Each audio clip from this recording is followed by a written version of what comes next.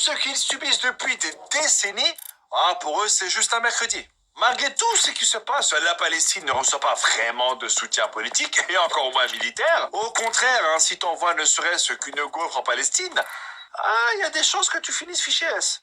Du coup, on va voir pourquoi, peu importe ce que fait le gouvernement israélien, il y a très peu de chances que les choses changent.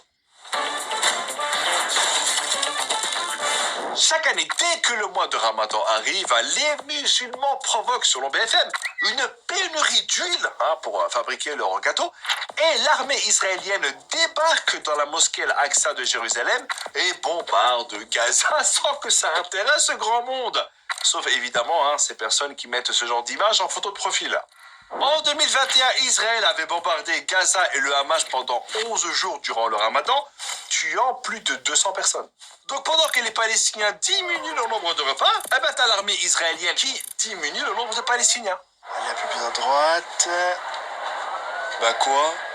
Vous êtes directement dans le jugement. Et nous on fait ça pour eux parce que s'il y en a moins, fatalement, il y en a moins qui souffrent. On n'a peut-être pas de cœur, mais au moins, on a des casques.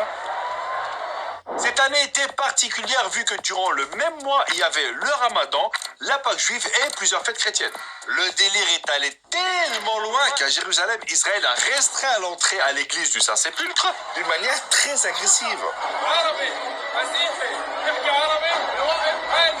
Mais le souci, c'est surtout que t'as des gens en Israël qui sont en mode colon et qui estiment que les lieux saints dont fait partie l'esplanade des mosquées auprès des musulmans, c'est à eux. Et donc que les Palestiniens doivent aller prier chez eux. Lol. Forcément, ça finit toujours en provocation. Les soldats israéliens disent être obligés de rentrer dans la mosquée Al-Aqsa pour que tout le monde se calme. Et pour ça, rien de mieux que des gaz lacrymogènes, des balles en caoutchouc et même quelques coups de matraque. Tout ça arrive dans un contexte où des attaques ont fait 14 morts en Israël, auxquels l'armée israélienne a répondu par des raids et des bombardements. Depuis le 5 avril, il y aurait eu au total des centaines de Palestiniens blessés et des dizaines de morts. Et là, il y en a qui vont me dire... Oh là là, Abdel, tu es d'une mauvaise foi, c'est incroyable. Tu dis ça uniquement parce que tu es contre la politique israélienne, alors qu'en vrai, mis à part voler des terres, ne pas respecter le droit international, enfermer et tuer des Palestiniens. Bon, ok, continue.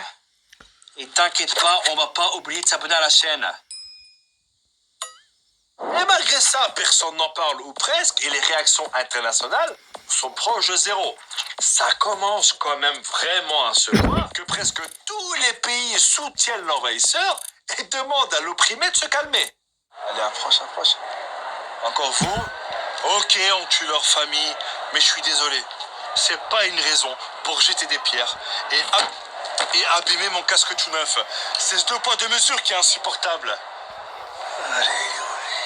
N'oublions pas que les États-Unis ont commencé à livrer à Israël une partie des 38 milliards de dollars d'assistance militaire prévue pour la décennie 2017-2028, selon un accord signé en 2016. Et en plus, sur Instagram, quand tu as des célébrités avec des millions de followers comme Bella Hadid qui dénoncent ce qui se passe en Palestine, ils se font censurer. Alors qu'il ferait mieux de censurer ces réels où tu vois des familles armées habillées de la même manière et qui font des danses gênantes.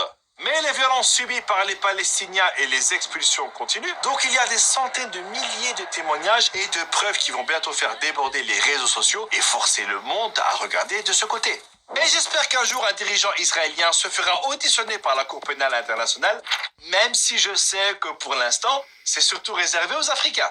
Avec tout ça, j'ai une question. Selon vous, comment le gouvernement israélien pourrait-il un jour être mis face à ses responsabilités? Vous mettez ça en commentaire et on se donne rendez-vous la semaine prochaine. Ciao.